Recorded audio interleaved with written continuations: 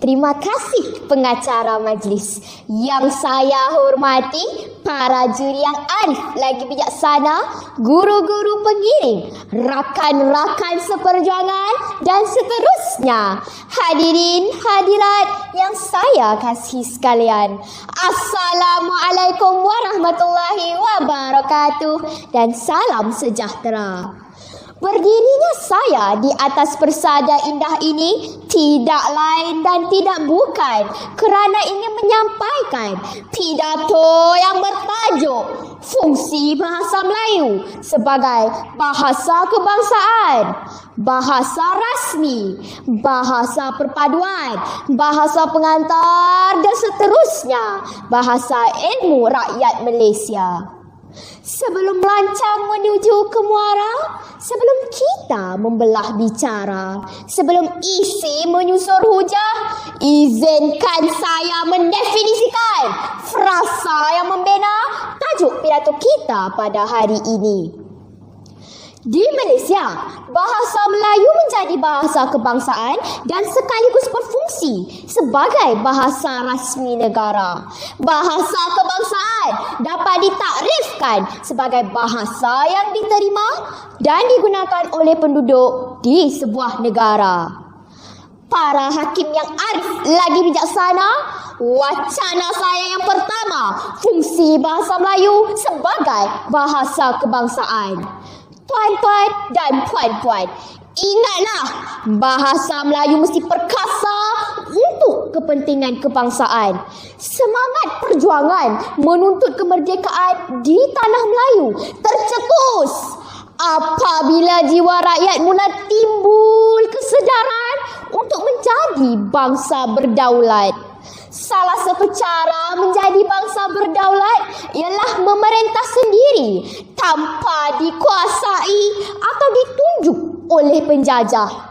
Setelah kemerdekaan tercapai, Persekutuan Tanah Melayu telah menjadikan bahasa Melayu sebagai bahasa kebangsaan.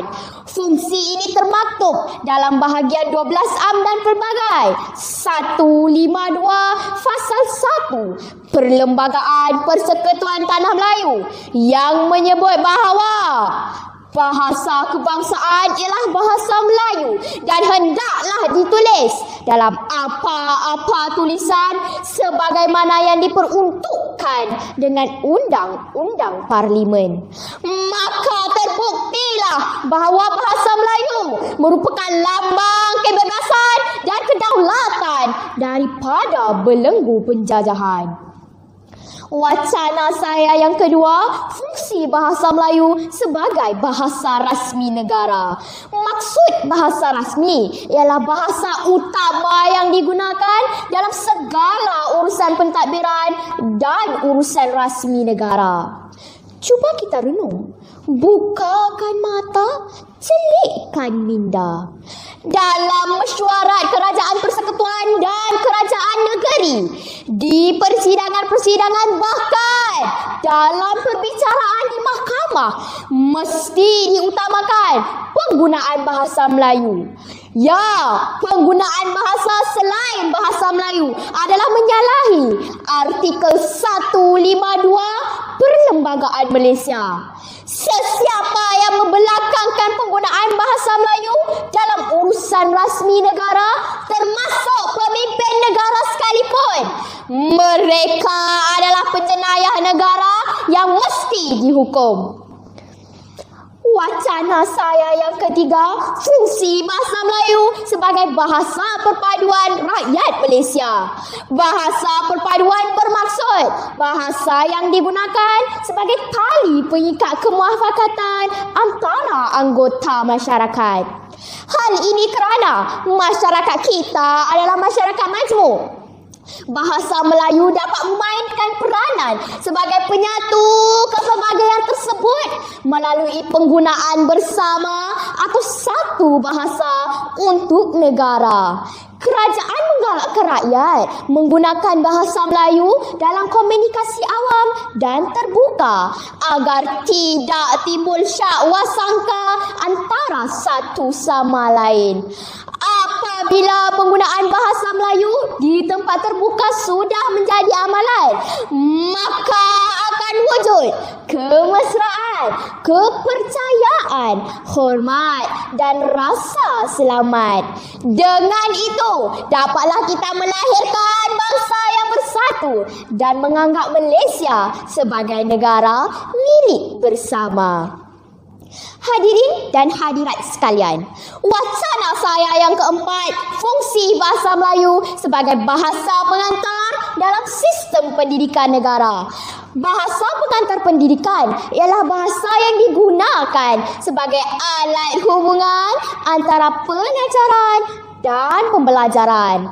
Bahasa pengantar dalam pendidikan membuktikan keupayaan bahasa Melayu sebagai alat menyampaikan pelbagai ilmu untuk digunakan bagi memajukan diri, masyarakat dan negara. Wacana saya yang kelima dan yang terakhir, tuan-tuan dan puan-puan sekalian, bahasa Melayu boleh menjadi bahasa ilmu kerana mempunyai ciri-ciri kesempurnaan bahasa. Kesempurnaan bahasa bermaksud keupayaan bahasa dalam menyampaikan buah fikiran, hujah serta pendapat dengan tepat dan dapat dituturkan dengan mudah dan difahami oleh semua golongan masyarakat. Ia juga memudahkan penyampaian dan penerimaan maklumat. Hadirin dan hadirat sekalian, setelah frasa demi frasa tajuk pidato saya dikupas, maka dapatlah saya menutup rumusan bahawa bahasa Melayu memikul tanggungjawab yang besar dalam mengangkat martabat tanah air tercinta ini. Oleh sebab itu, segala fungsi bahasa perlu terus didaulatkan agar keperkasaan bahasa Melayu kekal dan dikagumi.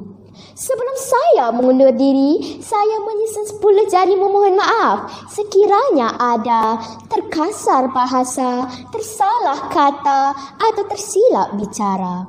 Saya mengakhiri pidato saya ini dengan serangkap pantun.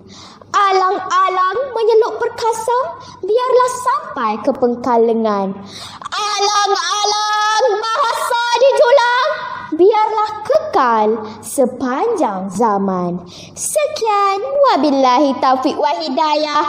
Assalamualaikum warahmatullahi wabarakatuh dan terima kasih.